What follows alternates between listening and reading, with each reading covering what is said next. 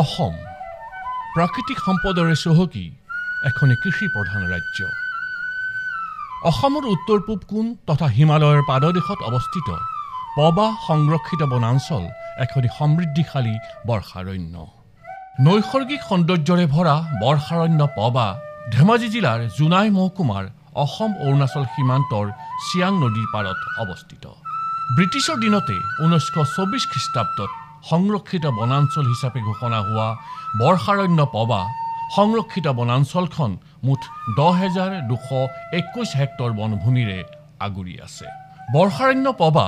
সংৰক্ষিত বনাঞ্চলখন ধেমাজি জিলাৰ বাছি থকা একমাত্ৰ বনভূমি।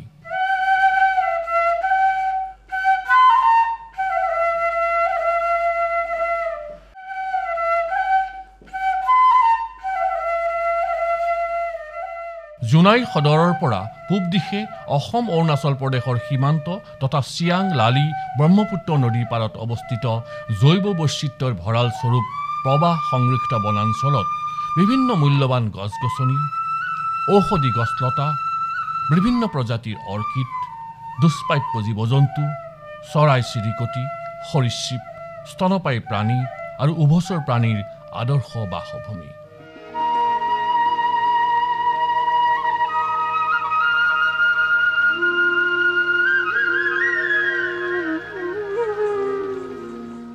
ঊনৈছশ 24 চনতে সংৰক্ষিত বনাঞ্চলৰূপে ঘোষণা কৰা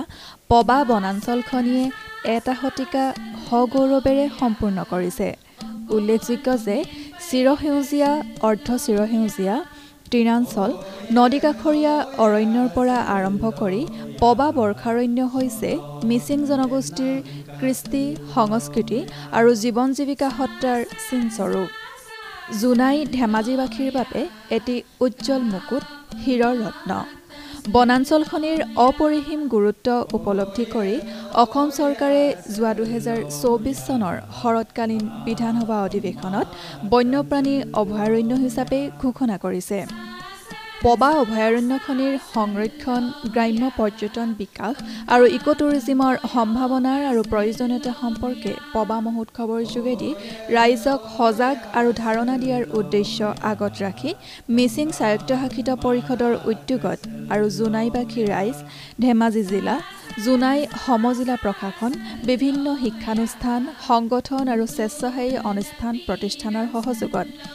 যোৱা ইংৰাজী 7, 8 আৰু 9 ফেব্ৰুৱাৰী তাৰিখে 3দিনীয়া বৰ্ণাঢ্য কাৰ্যসূচীৰে চিয়াংলালি বালিচাপৰিত দ্বিতীয় সংখ্যক পবা বৰ্ষাৰণ্য মহোৎসৱ পালন কৰা হয়।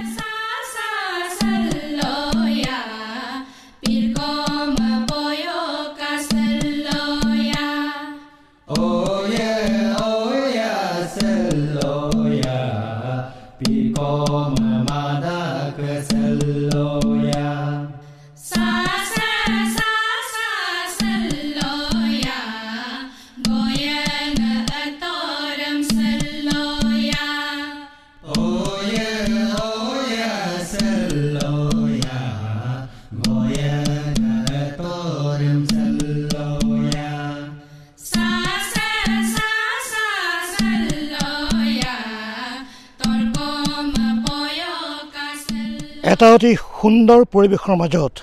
এটা মননশীল পৰিৱেশৰ মাজত দ্বিতীয় পবা বৰ্ষাৰণ্য মহোৎসৱ চিয়াংলালি বালিচাপৰি 3 মাইল ঘাটত অনুষ্ঠিত হৈছে জোনাই। আমি মত বিনিময় কৰিছোঁ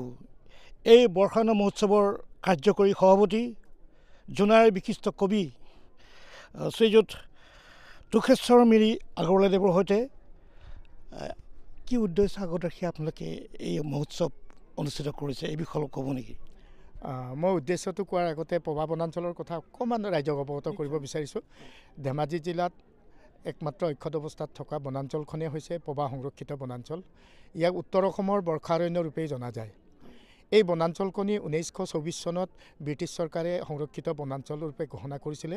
আৰু 2024 চনৰ 30 আগষ্ট তাৰিখে অসম বিধানসভাত মাননীয় বিধায়ক, আমাৰ স্থানীয় বিধায়ক ভুৱন পেগুদেৱৰ আহ্বান মৰ্মে ইয়াক বন্যপ্ৰাণী অভয়াৰণ্য ৰূপে উন্নীত কৰাৰ আশ্বাস অসমৰ মুখ্যমন্ত্ৰী আৰু বনমন্ত্ৰী চন্দ্ৰমোহন পাটোৱাৰীদেৱে প্ৰদান কৰিছে। গতিকে চৰকাৰৰ পৰা আমি এটা যোগাত্মক সঁহাৰি পোৱাৰ পিছত জোনাইবাসীয়ে অতদিন দাবী কৰি আহিছে যে এই অৰণ্যখন সংৰক্ষিত হ'ব লাগে, অভয়াৰণ্যলৈ উন্নীত কৰিব লাগে। এই অৰণ্যখন হৈছে জোনাইবাসী ধেমাজিবাসীৰ জীৱনৰেখা। অকল প্ৰাকৃতিক পৰিৱেশ পৰিস্থিতি তন্ত্ৰৰ কথাই নহয়, ইয়াৰ জীৱন যাপনৰ লগত এই অৰণ্যৰ সম্পৰ্ক আছে। গতিকে আমি পোনপ্ৰথমে এই অৰণ্যখনক আমি এইকাৰণে ইয়াত এই উৎসৱখনি আমি ইয়াত আয়োজন কৰিবলৈ হাতত ল'লোঁ যে জনগণৰ মাজত এই অৰণ্যখনৰ বিভিন্ন প্ৰয়োজনীয়তাটো আমি অৱগত কৰিব লাগিব মানে। আৰু জনগণৰ সঁহাৰি অবিহনে আমি কেৱল চৰকাৰৰ হেৰিয়াৰ যোগেদি সদিচ্ছাৰ যোগেদি অৰণ্যখন সংৰক্ষণ কৰিব নোৱাৰে। গতিকে কিন্তু আমি এই অৰণ্যখনক সংৰক্ষণ কৰিবৰ কাৰণে বিশেষকৈ প্ৰাধান্য দিছোঁ যে এই অৰণ্যখনক জনসাধাৰণে প্লাষ্টিকমুক্ত এটা পৰিৱেশ গঢ় দিব লাগে। কাৰণ এই অৰণ্যখনৰ এটা বিশেষত্ব আছে যে চিয়াং, দিবাং, লোহিত তিনিখন উৎস নৈ, ব্ৰহ্মপুত্ৰৰ উৎস নৈ এই অৰণ্যখনৰ আগলি অংশতে মিলিত হৈছে মানে। আৰু ইয়াৰ জৈৱমণ্ডল সম্পূৰ্ণ সুকীয়া। সুদূৰ ছাইপ্ৰাছ অঞ্চলৰ পৰা পৰিভ্ৰমী পক্ষীবিলাক আহি পেলাই হিমালয় পৰ্বতমালাৰ গোটেই জৈৱমণ্ডলটো এই অঞ্চলৰ সৈতে সংলগ্ন হৈ আছে। গতিকে আমি ভাবিলোঁ এই অৰণ্যখনক আমাৰ দৈনন্দিন জীৱনৰ লগত যথেষ্ট সম্পৰ্ক থকাৰ উপৰিও এখন গোটেই পৃথিৱীত এটা পৰিৱেশ পৰিস্থিতিত তন্ত্ৰ বিপন্ন হোৱাৰ সময়ত যদি এইখনক আমি সংৰক্ষণ কৰিব পাৰোঁ, গোটেই বিশ্ববাসীৰ কাৰণে এইটো এটা পৰ্যটনথলী হ'ব। গোটেই বিশ্ববাসীৰ কাৰণে এইটো আমাৰ মানে দ্বিতীয় এখন মানে আমাজন নহ'লে দ্বিতীয় এখন আমাজনৰ ৰূপে স্বীকৃতি লাভ কৰিব বুলি ভাবি আমি জনসাধাৰণক অনুৰোধ জনাইছোঁ যে এইবাৰ পবা বনাঞ্চলৰ বুকুতে সম্পূৰ্ণ পৰিৱেশ প্ৰকৃতিকেন্দ্ৰিক এটা আমি উৎসৱ উদযাপন কৰিব লাগে। এই উদযাপনত আমি কি কৰা হৈছে যে আমি কোনো ধৰণৰ উচ্চ প্ৰাবল্যৰ যন্ত্ৰপাতি মিউজিক ব্যৱহাৰ কৰা নাই আৰু জনসাধাৰণক থলুৱা সাজপাৰ পিন্ধি আহিব কৈছোঁ। প্লাষ্টিক জাতীয় বস্তু কোনেও ব্যৱহাৰ কৰিব নালাগে। সকলো থলুৱা মানে গীত মাত খোৱা পিন্ধন উৰণ সকলো থলুৱা হ'ব লাগে বুলি আমি জনসাধাৰণক আহ্বান কৰি এই অৰণ্য আৰু জীৱনৰ সম্পৰ্কটো জনসাধাৰণক অৱগত কৰিবলৈ প্ৰয়াস কৰিছোঁ। আপোনালোকে এইখন যিখন পবা অভয়াৰণ্য বৰ্ষাৰণ্য এইখন আপোনালোকে সংৰক্ষণ কৰিবলৈ কাৰণে বা ইয়াক উচিত ধৰণে ইয়াক আগুৱাই নিবলৈ কাৰণে ৰাইজক জনসাধাৰণক সচেষ্ট কৰিবলৈ কাৰণে আপোনালোকে বহুখিনি কাম কৰি আছে, অলপ জনাব নেকি? আমি ছেভ পবা ৰেইন ফৰেষ্টৰ লগতে জোনাইবাহী ৰাইজৰ সহযোগত আৰু বিভিন্ন প্ৰকৃতি প্ৰেমী সংগঠন আৰু প্ৰকৃতিপ্ৰেমী ৰাইজৰ সহযোগত এই বৰ্ষাৰণ্য পবা বনাঞ্চলখনক সুৰক্ষাৰ কাৰণে এটা শক্তিশালী জনমত গঠনৰ বাবে কৰি আহিছোঁ। আৰু পবাখনক কেনেকৈ ৰাষ্ট্ৰীয় বন্যপ্ৰাণী অভয়াৰণ্য গঠনৰ ক্ষেত্ৰতো আমি জনমত গঠনৰ বাবে কৰি আহিছোঁ। ছেভ পবা ৰেইন ফৰেষ্টে এই পবাৰ দাঁতিকাষৰীয়া কৰি ৰাইজৰ মাজত যি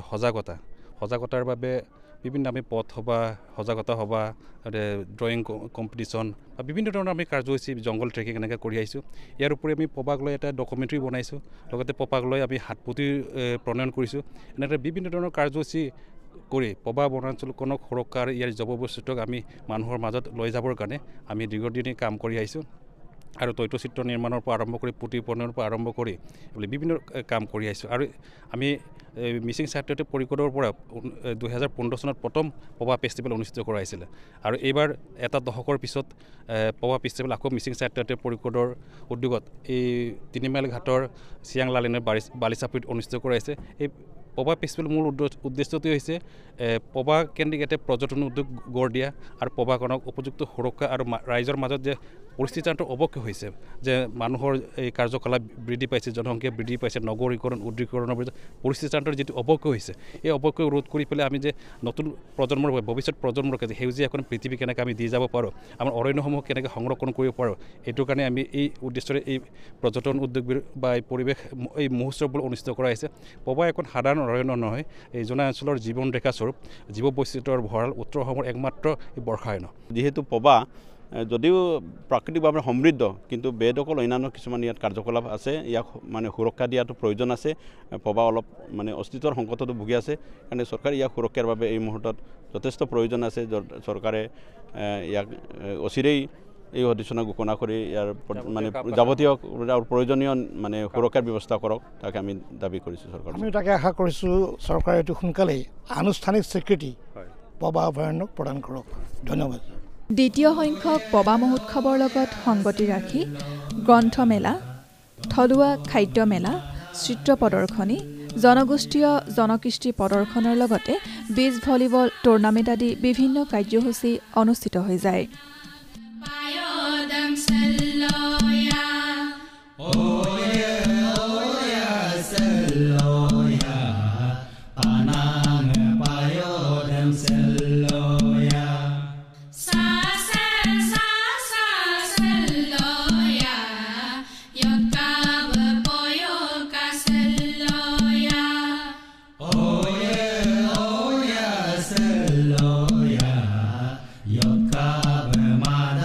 keseloya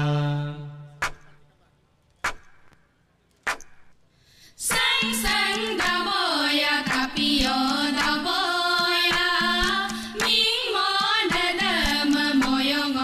dadam hey sang sang daboya tapio daboya ming mo dadam motu mo dadam hey sang sang daboya tapio daboya olung dadam pajong dadam hey sang sang daboya tapio daboya namna bilungam bijomo dadam hey sang sang daboya tapio daboya kumna kumdangam dajong dadam hey sang sang daboya tapio daboya suna kumsungam lajomo dadam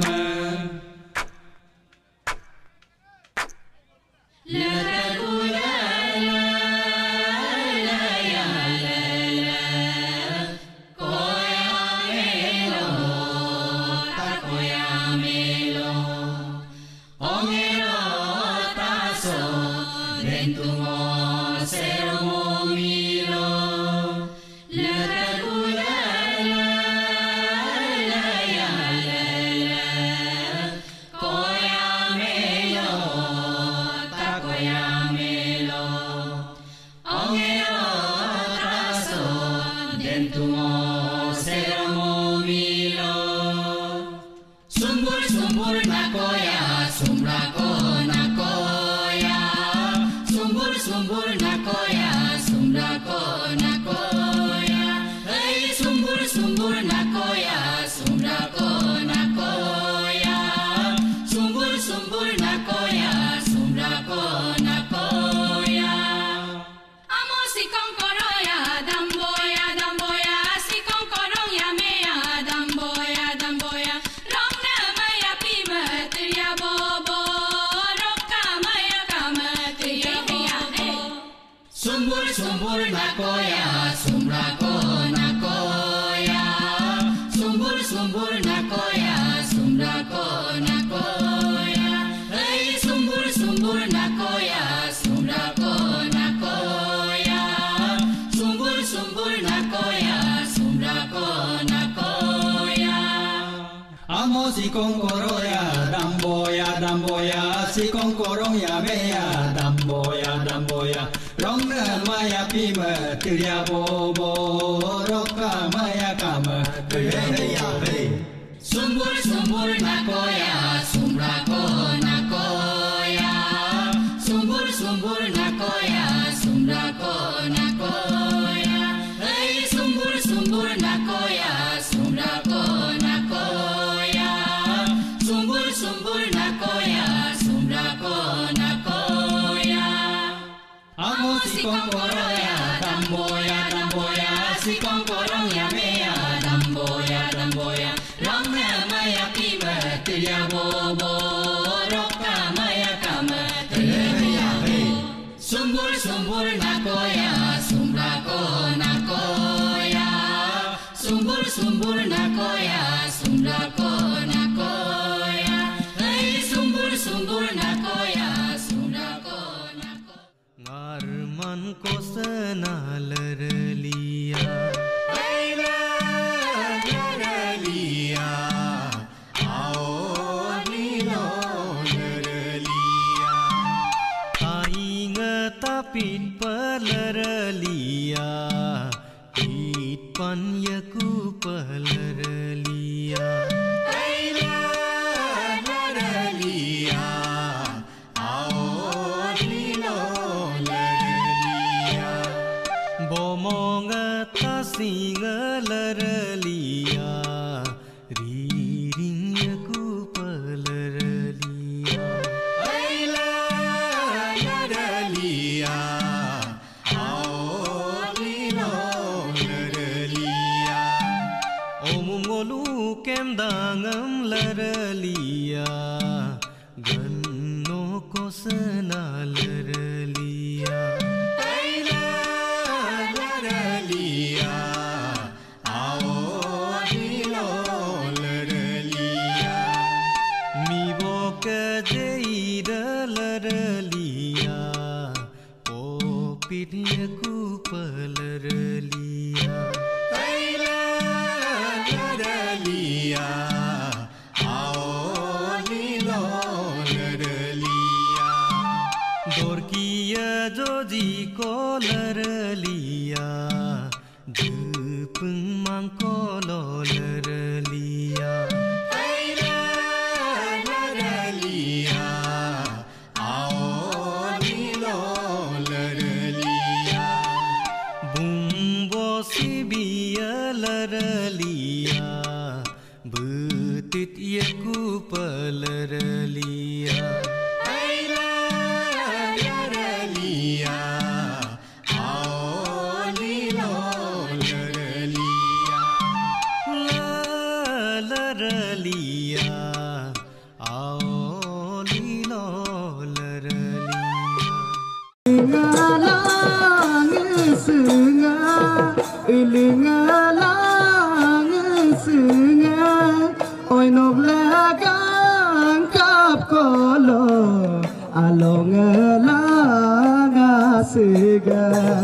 Kota kareka ritsu polangka don dia ton dia doi kato em nai pasigat pasam yo pak poyo bang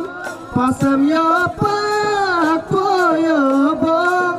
pato em nai oi nuko ngomit pana poyo bang kota kareka riksoi polangka don dia doi আমি মত বিনিময় কৰিছোঁ দ্বিতীয় পবা বৰ্ষাৰণ্য মহোৎসৱৰ মুখ্য উদ্যোক্তা মিচিং সাহিত্য শাখিত পৰিষদৰ মুখ্য কাৰ্যবাহী সদস্য সন্মানীয় শ্ৰীযুত পৰমানন্দ চাহিঙাদেৱৰ সৈতে ছাৰ নমস্কাৰ। আপোনালোকৰ উদ্যোগত দ্বিতীয় বৰ্ষাৰণ্য উৎসৱ পবা উৎসৱ আপোনালোকে অনুষ্ঠিত কৰিছে, কি উদ্দেশ্য আগত ৰাখি আপোনালোকে কৰিছে ছাৰ? পবা বৰ্ষাৰণ্য একমাত্ৰ বৰ্ষাৰণ্য যিটো এটা ভাবুকিৰ সন্মুখীন হৈছিলে। ইয়াত এটা NGO আছে ছেভ পবা বৰ্ষাৰণ্য, এইটো 2010 চনতেই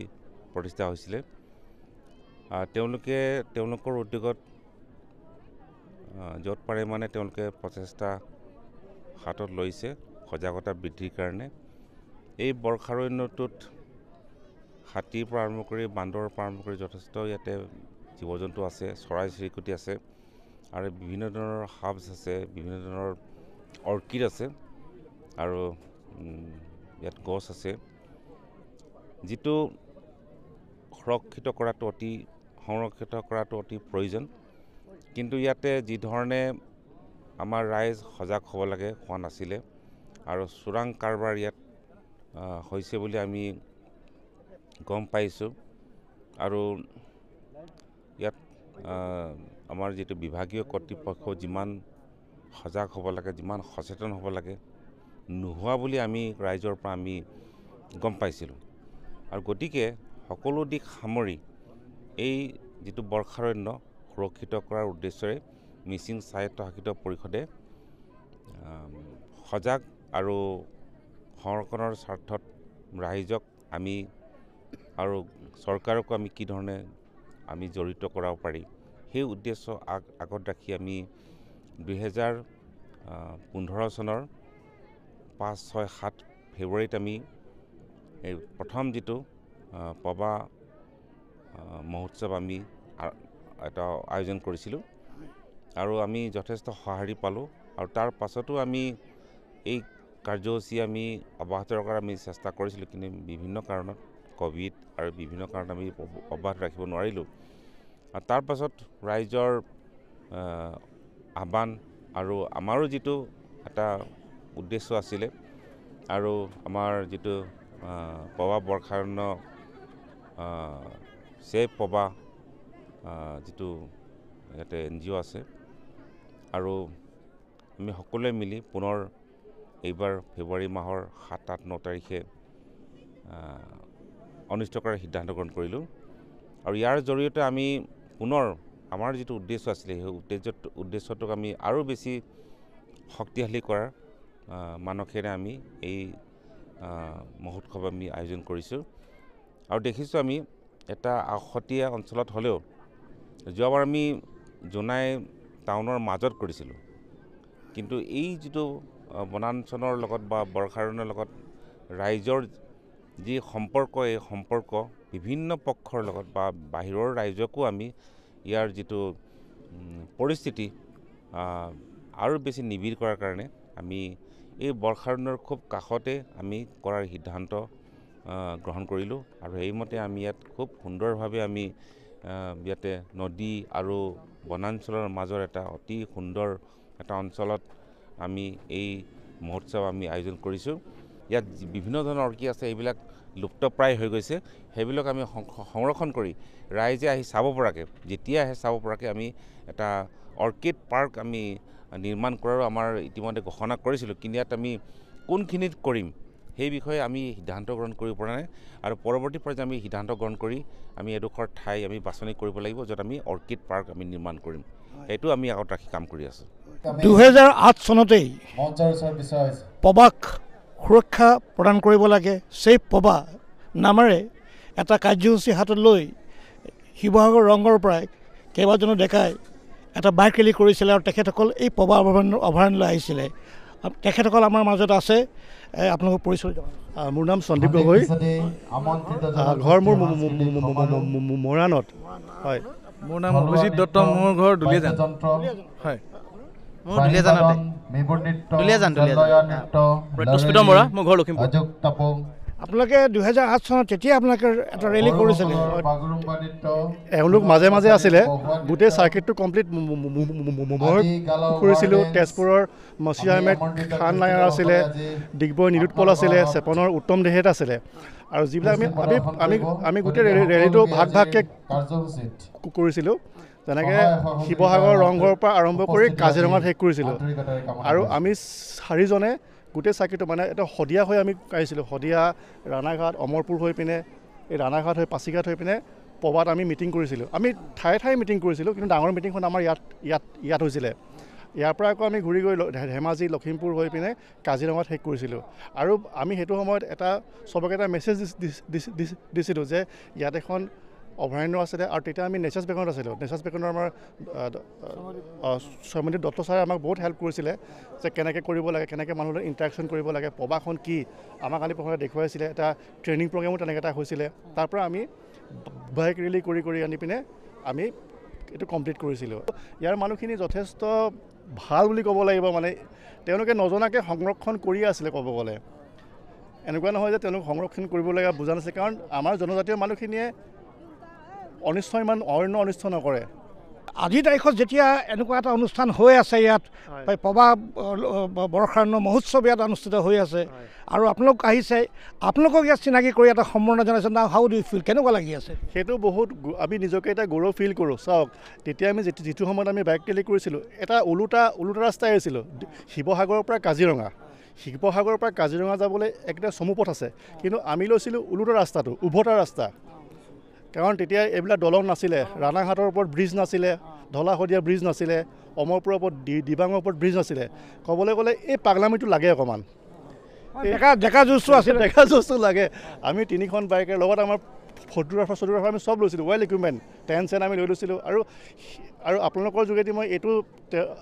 মানে যিসকলে আমাক সেইটো সময়ত সহায় কৰিলে তেওঁলোকক হয়তো মোৰ ধন্যবাদ দিয়া দেৰি হৈছে কাৰণ প্ৰত্যেককে পাৰ্চনেলি লগ পোৱাটো বৰ অসুবিধা হয় তো আপোনালোকৰ যোগেদি মই তেওঁলোকক এটা ধন্যবাদ দিব গৈছোঁ সঁচাকৈ মই আপোনালোক নোহোৱা হ'লে এই ৰেলীটো নহ'লেহেঁতেন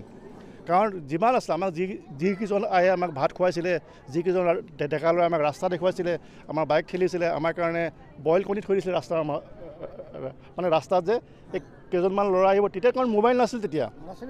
2008ত মোবাইল আছিলে কিন্তু এনেকুৱা জেগাত মোবাইল নাছিলে হয়তো আগদিনাখনে কোনোবাই চাইকেল মাৰি যায় বাইকত যায় কৈ যে দুজনমান ল'ৰা আহিব তেওঁলোকৰ কাৰণে ভাতৰ যোগাৰখন আপোনালোকৰ ঘৰতে কৰি দিওঁ আৰু অমৰপুৰ চাগে এতিয়াও বহুত বেকৱাৰ্ড হয় আজিও বেকৱাৰ্ড হৈ আছে অমৰপুৰ আৰু সেইটো দিনত চাগে 2 কেজি বা যদি আপুনি নিমখ বা 1 লিটাৰ মিঠাতেল বা মিঠাতেল নহয় কেৰচিন দিয়ে আপোনাৰ 2 মাহ তেওঁলোকে ফ্ৰী খুৱাম বুলি কয় 2008-2025 তাৰমানে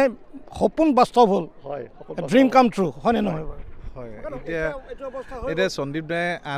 2008 চনত যিটো কৰিলে এতিয়া আমি নতুন প্ৰজন্ম আমি সেইটো আগবঢ়াই লৈ যাব লাগিব আগবঢ়াই লৈ গৈ এতিয়া আমি আমাৰ ক্লাবৰ আমাৰ যিটো ক্লাব আছে the oil field riders club সেইফালৰ পৰা আমি এটা প্ৰতিশ্ৰুতি দিছোঁ যে কি আমি এটা ৰেলী আৰু কৰিম 2025-ৰ ভিতৰত আমি পবাৰ যিখিনি কমিউনিটি আছে চবৰ লগতে মিলি আমি কৰিম বুলি কৈছোঁ দ্বিতীয় পবা বৰ্ষাৰণ্য মহোৎসৱৰ শেষৰ দিনা অৰ্থাৎ 9 ফেব্ৰুৱাৰী তাৰিখে জোনাই বিধানসভা সমষ্টিৰ বিধায়ক তথা পবা মহোৎসৱ উদযাপন সমিতিৰ সভাপতি ভুৱন পেগুৰ সভাপতিত্বত অনুষ্ঠিত হোৱা মুকলি সভাৰ অনুষ্ঠানত উদ্বোধক হিচাপে উপস্থিত থাকে মিচিং স্বায়ত্তশাসিত পৰিষদৰ মুখ্য কাৰ্যবাহী সদস্য পৰমানন্দ চায়েঙীয়া মুখ্য অতিথি হিচাপে উপস্থিত থাকে অসম চৰকাৰৰ শিক্ষা আৰু ভৈয়াম জনজাতি কল্যাণ আৰু পিছপৰা শ্ৰেণীৰ মন্ত্ৰী ডাঃ ৰণোজ পেগু নিৰ্দিষ্ট বক্তা হিচাপে উপস্থিত থাকে নেচাৰ্ছ বেকনৰ সঞ্চালক সৌম্যদীপ দত্ত সন্মানীয় অতিথি হিচাপে উপস্থিত থাকে জোনাই উচ্চতৰ মাধ্যমিক বিদ্যালয়ৰ অৱসৰপ্ৰাপ্ত অধ্যক্ষ জন্মেজয় আগৰৱালাৰ লগতে আন বহুতো গণ্যমান্য ব্যক্তি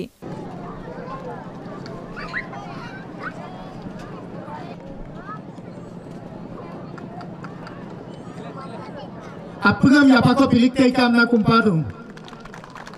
Irpong kirpang huluk pababonan soljem musiboma bedagrob bomaya mulongol silohan pamusila mayay. Teketor uddu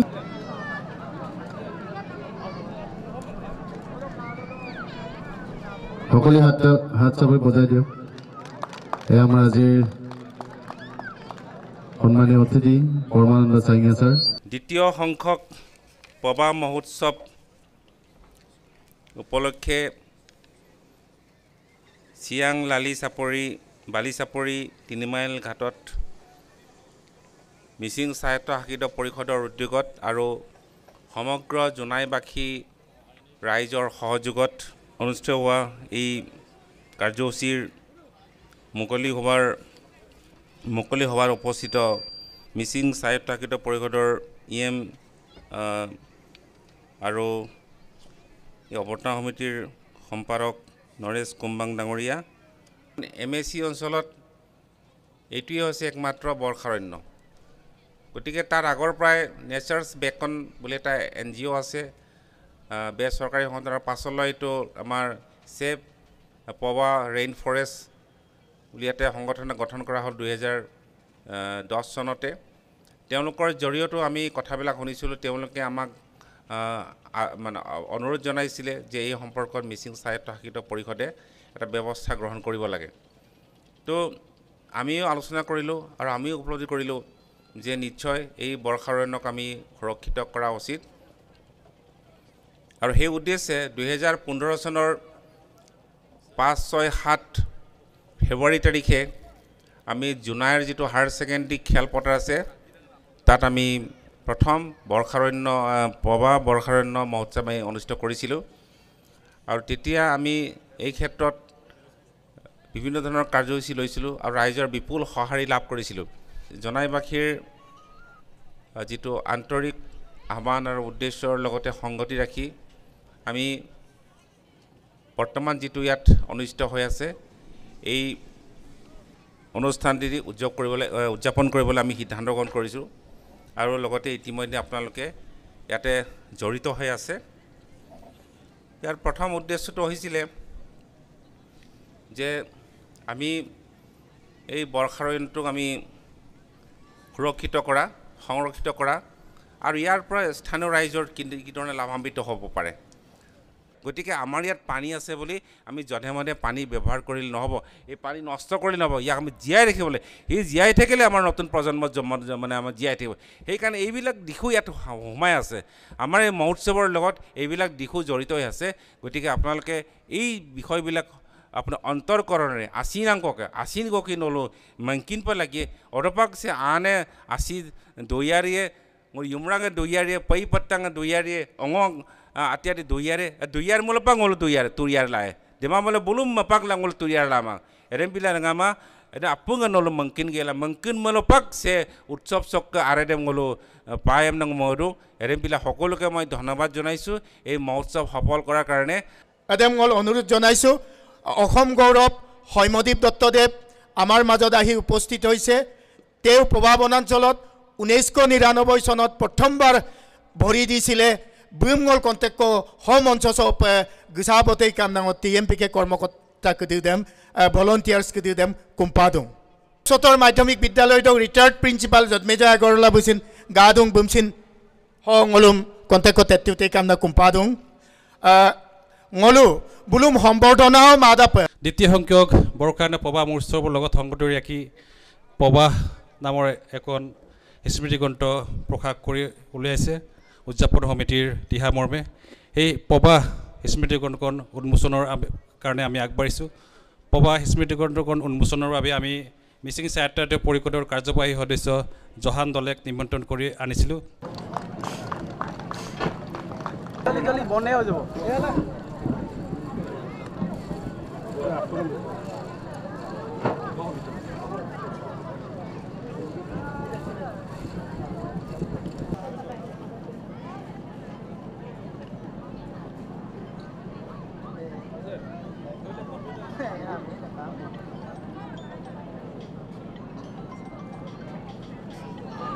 উন্মোচনী অনুষ্ঠানত আজি পবা স্মৃতি গ্ৰন্থ দ্বিতীয় পবা বৰ্ষাৰণ্য মহোৎসৱখনি মই উদ্বোধন কৰিছোঁ বুলি ঘোষণা কৰিছোঁ আৰু এইখন স্মৃতি গ্ৰন্থ সম্পাদনাত আছে ৰয়েল পেগু আৰু বিজয় বুঢ়ী বা জংগলৰ হাবিৰ ভিতৰত যে খহনীয়া হৈছে ডাঙৰ ডাঙৰ গছ কাটি পেলাইছে জীৱ জন্তু মাৰি পেলাইছে সেই খহনীয়াটো কেনেকৈ ৰোধ কৰিব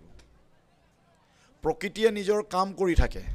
উত্থান পতনৰ মাজতে প্ৰকৃতিৰ সৃষ্টি হ'ব আকৌ গঢ় দিব আকৌ এইটো চলি থাকিব এইটো প্ৰকৃতিৰ নিয়ম কিন্তু আমি যিবোৰ কৰোঁ মানুহে যিবোৰ কৰোঁ সেইটো ৰিজেনেৰেট কৰাবই নোৱাৰোঁ আমি ৰিজেনেৰেট মানে আপুনি গড় এটা মাৰি দিলে সাপ দুটামান মাৰি দিলে যোৱাকালি গাঁৱৰ মানুহ এজনে কৈছে মই এইবোৰতে কথা পাতি চাইছোঁ বুৰম তাব্বল এন্দাক চাৰ কি জেৰ চদলিক দাক মোহাম্মদ অজগৰ সাপ ওলাই সেইটো কাটি দিয়ে সেইটো এটা চিডাক্টিভ প্লিজাৰ কয় তৃপ্তি লাভ কৰা কি কয় এইটো সেই তৃপ্তিটো কি পায় সৰু এটা চৰাইৰ বাতল গুটি মাৰি কি পায় পখিলা এটাক মাৰি দি কি পায় তাতে কাইকো মাছ আলু নে বুচদলা কি তৃপ্তি পায় মানুহে সেইটো কি ধৰণৰ তৃপ্তিটো এইটো কৰক ইয়াতে ফুলে পাতে জাতিস্কাৰ দুজোপামান গছ নহ'লে গছ গুটিবোৰ সিঁচি দিয়ক ক'বাত সি যেতিয়া লহপহকৈ বাঢ়িব তেতিয়া আপোনাৰ লগত কথা পাতিব গছৰ পুলিয়ে গছৰ পাতে কথা পাতে ভালকৈ যদি ৰখি চায় সেই কামখিনি আমি কিয় কৰিব নোৱাৰোঁ একদম তুঙলো ইলাদাক ইমান ngলো এইটো শেষ কৰি দিব পাৰোঁ কিন্তু আকৌ সেইটো পুনৰাই সৃষ্টি কৰাৰ একো আগভাগ নাই গতিকে এই কাৰণে পবা ফেষ্টিভেলৰ ইয়াৰ উদ্দেশ্যটো সেইকাৰণে আপুঙাম লুপা দং আগ ভাষা পেলো দং আগম্প ngoluk আপুঙাইলো দং ngoluk চাইঙিয়া ছাৰবে কয় বাৰম্বাৰ খুব আবেগেৰে কৈ আছে মনৰ পৰাও হৃদয়ৰ পৰা ওলাই কথাবোৰ কৈ আছে কিন্তু শুনিব কোনে আমনা লুকান্দা আমাৰ কান্দুন শুনিব কোনে শেষ পাক দং একদম ngolu আপুঙা দায়িত্ব ল'ব লাগিব আৰু কোনে দায়িত্ব ল'ব মূল এই শিলং চিৰেছ পবা অঞ্চল চক চাৰিওফালে থকা ngoluk উঠি অহা যুৱক যুৱতী কদুদে সুসানে কদুদে ngoluk চক দুনে দলং কলুদে দায়িত্ব ল'ব লাগিব ৰঙামা নলু আপুঙা অসম গৌৰৱ এইবাৰ বম আৰু লেকদা ngoluk মিচিং চল কিছিন বৰিক সুতাই কামনা কুম্পাদুং sidang ngoluk pobasa ma tura emna je popa yane tani de be aru bum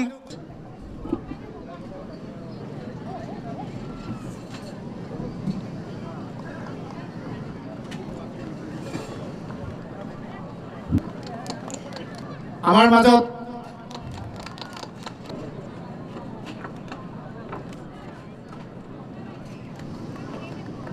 Ako apungam kumpadu rangama nolu hamon soso pagkumo dakum suteka nolu tolobolo paggoyo. Agom kosin tat kito. Hangol doingam kubiya pam na goglukta ambang ngoluk udukta homiti dam ngolo MLA sarma arko kokki borik support ay kam nangol committee sok tani kiri dam kumpadu arko ga arko kokki borik support ay kam na kumpadu aru monu committee mapola ha Mr. Bhuvan Beguji को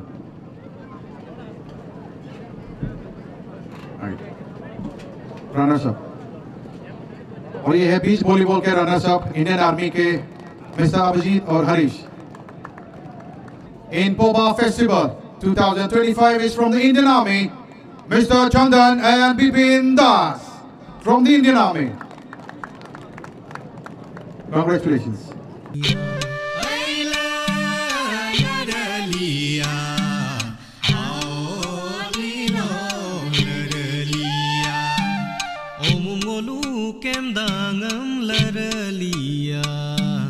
Bumngolu উদযাপন সমিতি তৰফৰ পৰা আমি যি পাৰো আমাৰ সামৰ্থ্য অনুযায়ী আমি সম্বৰ্ধনা কৰিব বিচাৰিছো মন্ত্ৰী মহোদয়ক আমি কাতৰভাৱে অনুৰোধ জনাইছো আমাৰ এই সামান্য সম্বৰ্ধনাটি আপুনি যেন গ্ৰহণ কৰি দিয়ক পোনপ্ৰথমে অৰ্ককেৰে গ্ৰহণ কৰিবলৈ আমি সমিতি উদযাপন সমিতিৰ বিষয়ববীয়াসকলক অনুৰোধ জনাইছো এয়া আমাৰ উদযাপন সমিতিৰ সম্পাদক নৰেশ কুম্বাংদেৱ আৰু উদযাপন সমিতিৰ সভাপতি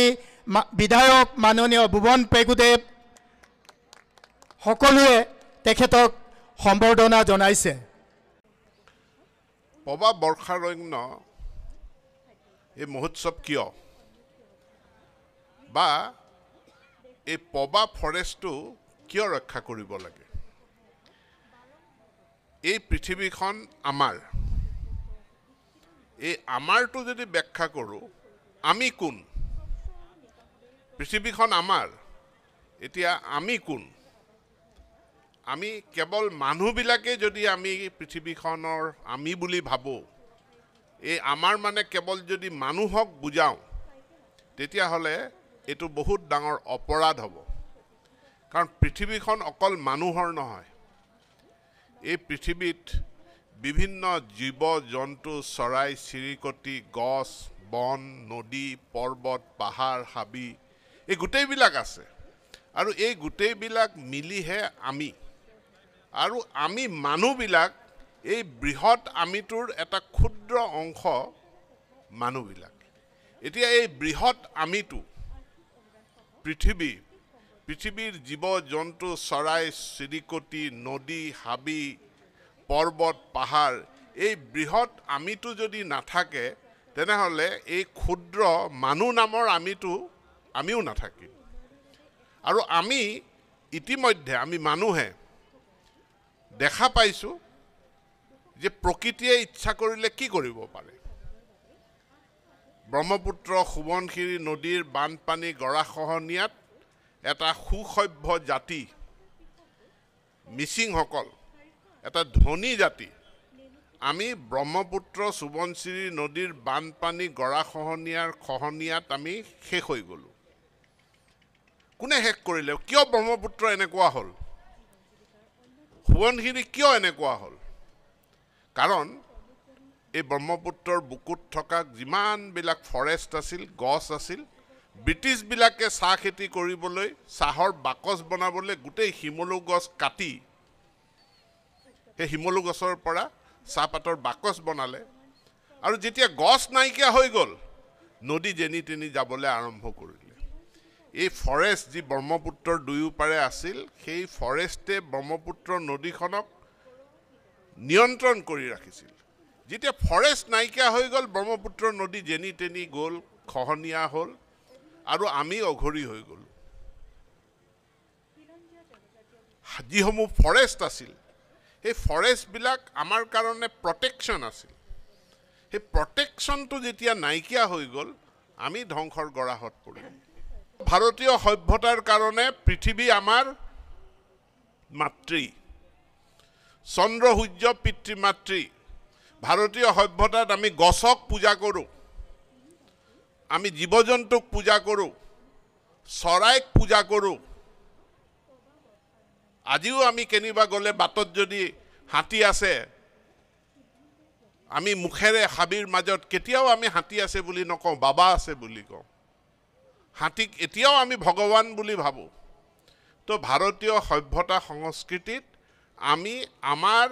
লগৰীয়া জীৱ জন্তু চৰাই চিৰিকটি আমি তেওঁলোকক সন্মান কৰোঁ, পূজা কৰোঁ। ইয়াত যিবিলাক চৰাই আহে এইবিলাক কেৱল ইয়াৰে চৰাই নহয়, এই চৰাইবিলাক আফ্ৰিকাৰ পৰা আহে, চাইবেৰিয়াৰ পৰা আহে, ইউৰোপৰ পৰা আহে, এখন এখন মহাদেশ পাৰ হৈ এই চৰাইবিলাক আহে। এতিয়া মোৰ প্ৰশ্ন হ'ল আপোনালোকক যে মাজুলীৰ পৰা মিতুৰ খাবলৈ আহিছে, তাক মাৰপিট কৰিব লাগে নে ভালকৈ আলহী হিচাপে খুৱাই বুৱাই তাক মানে আপ্যায়ন কৰিব লাগে? মাজুলীৰ পৰা আহিছে, এতিয়া মাৰপিট কৰিব লাগে নে খুৱাই বুৱাই তাক মৰম কৰিব লাগে? মৰম কৰিব লাগে। এতিয়া বিদেশৰ পৰা, ভাৰতৰ অন্য জেগাৰ পৰা যিবিলাক টুৰিষ্ট আহে আমাৰ জোনাইলৈ, আমি টুৰিষ্টবিলাকক কি কৰিম? মাৰপিট কৰি পকেটত থকা বস্তুটো উলিয়াই ল'ম নে তেওঁলোকক ধুনীয়াকৈ আমি আদৰ আপ্যায়ন কৰিম? নিশ্চিতভাৱে তেওঁলোকক আমি মাৰপিট নকৰোঁ, পকেটত থকা বস্তু উলিয়াই নলওঁ, পাৰিলে আমাৰ পৰা কিবা এটা দি আমাৰ মৰমটো দিম। যদি মানুহৰ ক্ষেত্ৰত আমি মৰম দিওঁ আলহীক, এই যে পবাত চৰাইবিলাক আহে বছৰৰ মূৰত, কোনোবা গৰম দিনত আহে, কোনোবা ঠাণ্ডা দিনত আহে, কোনোবা বৰষুণৰ সময়ত আহে, কোনোবা খৰাঙৰ সময়ত আহে। এই চৰাইবিলাক এইবিলাক আমাৰ আলহী, জীৱ জন্তুবিলাক এইবিলাক আমাৰ আলহী। তেওঁলোকে এটা বেলেগ প্ৰান্তৰ পৰা ইয়ালৈ আহে, তেওঁলোকক গুলটিচ মাৰি পেলাই তেওঁলোকক নাখায়, এইটো সভ্য মানুহৰ কথা নহয়। আৰু তেওঁলোকে যি গছটো তেওঁলোকৰ ঘৰ, তেওঁলোকৰ ঘৰ, সেই চৰাইৰ ঘৰটো, গছটো কাটি পেলাই এই চকী টেবুল বনোৱাৰ কথা আমি ভাবিব নালাগে। প্লাষ্টিকৰ চকী টেবুলো কাম চলে, অন্য ঘৰত খেতি কৰা কাঠৰ পৰাও আমাৰ চকী টেবুল হ'ব, কিন্তু চৰাইৰ ঘৰ হিচাপে যিবিলাক গছ গছনি আছে সেই গছ গছনিবিলাক সেইকাৰণে আমি কাটিব নালাগে। প্ৰকৃতি সংৰক্ষণ এই বৃহত্তৰ, সদায় আমি বুলি কওঁতে সেই আমিটোৰ মাজত সকলো জীৱ জন্তু চৰাই চিৰিকটি চব আছে, গতিকে তেওঁলোকৰো অধিকাৰ আছে। পবা বৰ্ষাৰণ্য ইয়াৰ এটা অংশ অৰুণাচলত আছে, ইয়াৰ কাষত ডিৰিং ৱাইল্ড লাইফ চেঞ্চুৰী আছে অৰুণাচলৰ। নদীখন পাৰ হ'লে ডিব্ৰু চৈখোৱা আছে, ডিব্ৰু চৈখোৱাৰ লগত পৃথিৱী বিখ্যাত মাগুৰী বিল আছে। গতিকে এইটো এটা ষ্ট্ৰেটেজিক জৈৱ বৈচিত্ৰ্যৰ লোকেশ্যনত এই পবা বনাঞ্চলখন আছে। এইটো জোনাইবাসী ৰাইজৰ, ধেমাজিবাসী ৰাইজৰ দায়িত্ব, কৰ্তব্য পবাক সুৰক্ষিত কৰা। আৰু তাৰ কাৰণে এই যে উৎসৱ পাতিছোঁ, মেছেজ এটাই, পবাখন সুৰক্ষিত কৰিব লাগিব। ইয়াত মাটিকালি আমি বঢ়াম, ইয়াক আমি কেতিয়াও কমিবলৈ নিদিওঁ। এতেকে আমি পবাক সুৰক্ষিত কৰিলে পবাই আমাক সুৰক্ষিত কৰিব। আজি ইয়াতে আমি একগোট হৈছোঁ, মোৰ ভাবিবলৈ ভাল লাগে যে এখন অৰণ্যক কেন্দ্ৰ কৰি পেলাই এখন উৎসৱ হৈছে। আপোনালোকে বিশ্বাস কৰক, এই গৌৰৱ, এই অহংকাৰ গোটেই পৃথিৱীত আমি কৰিব পাৰোঁ। গোটেই পৃথিৱীৰ কোনো ইণ্ডিজিনাছ মানুহ, কোনো থলুৱা মানুহ এনেকুৱা উৎসৱ কৰিছে বুলি বেলেগ দেশত মোৰ জানা নাই। কিন্তু আমি ইয়াতে আপোনালোকে এখন অৰণ্যক কেন্দ্ৰ কৰি পেলাই এই উৎসৱ কৰি আছে, এইটো চবতকৈ ডাঙৰ কথা। বহু মানুহ আহিছে উৎসৱৰ, তাৰ অন্তৰ্নিহিত উদ্দেশ্য হয়তো বহুতে বুজিছে, হয়তো বহুতে বুজা নাই, কিন্তু ইণ্টেলেকচুৱেলখিনি,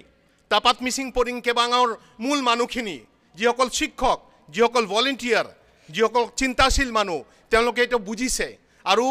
তেওঁলোকে ৰাইজক, আমাৰ সমাজক এইটো লাহে লাহে বুজাব। এই যে জমায়েত হৈছে এনেকুৱা এটা ইণ্টেৰিয়ৰ ঠাইত, ইমান যে মানুহ আহিছে, এই ভাইব্ৰেণ্ট, এইটোৱে সূচায় যে আমি এটা প্ৰকৃতিপ্ৰিয় জাতি।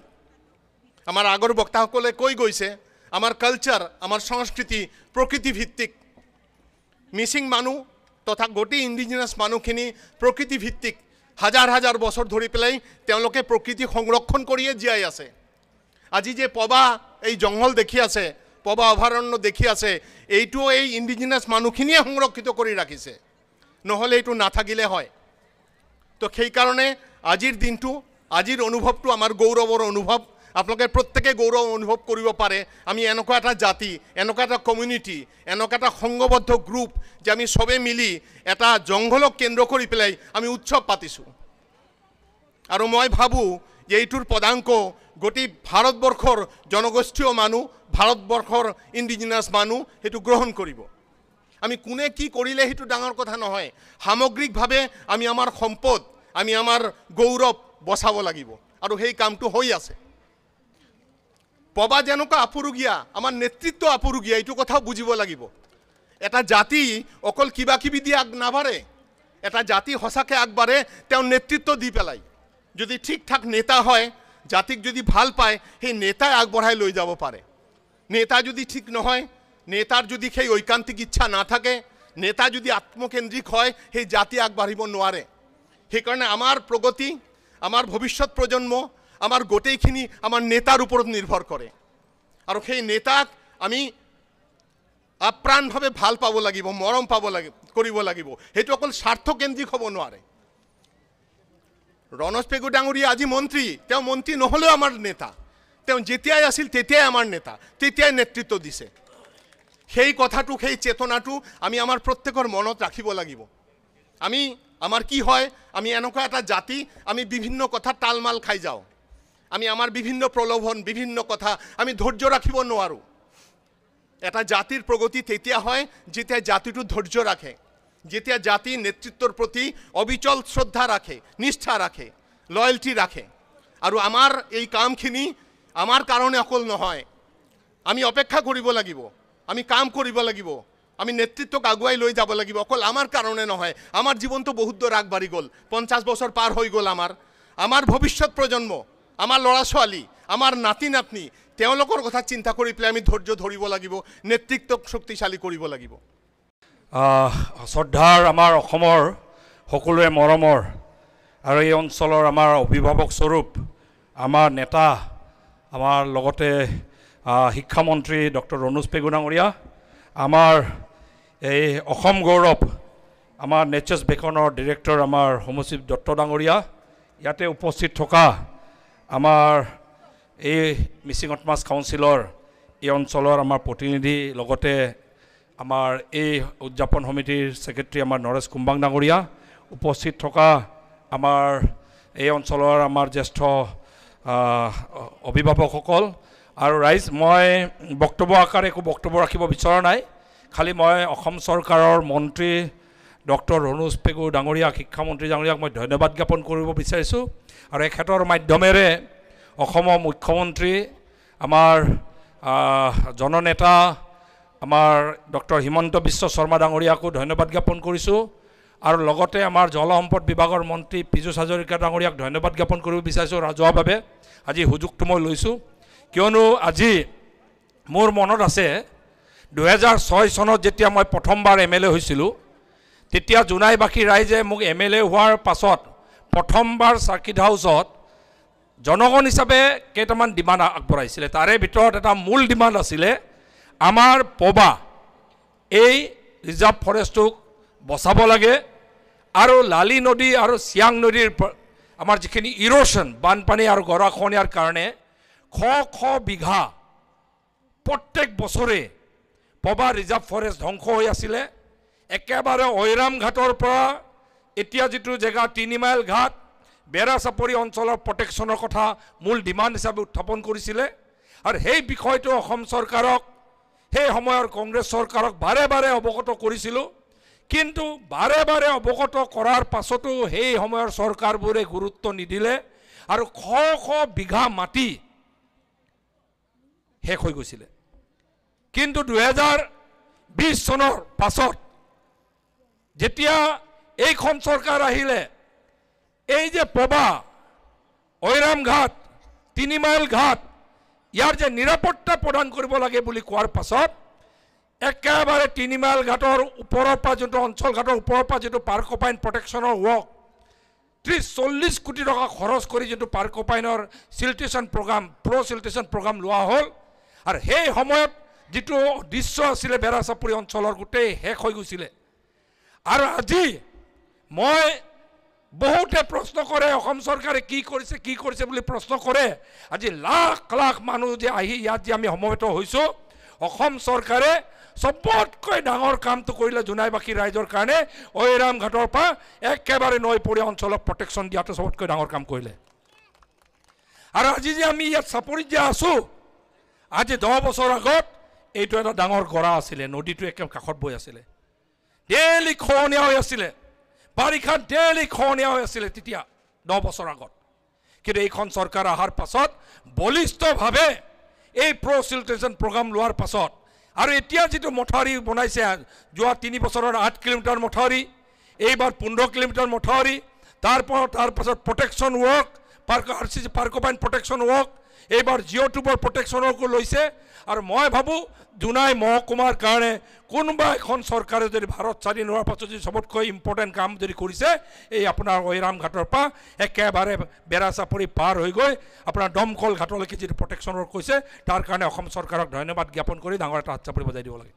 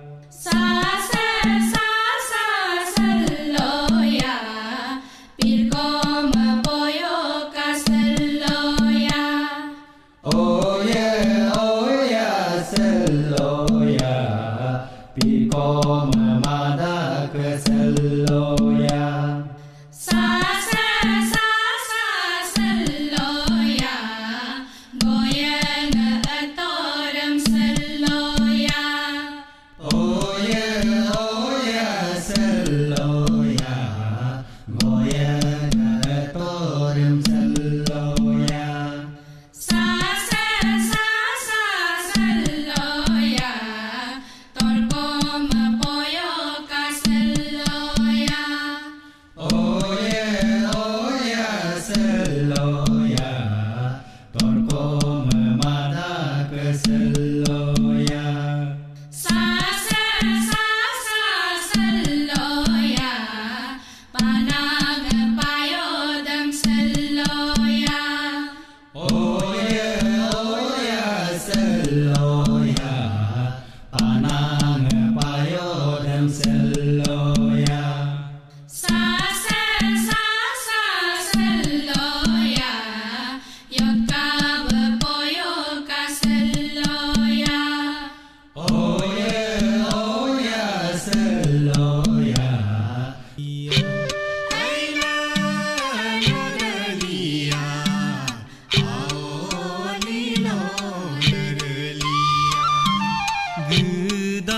sidona lerlia lot sidona lerlia aina lerlia aolilo lerlia me bongolu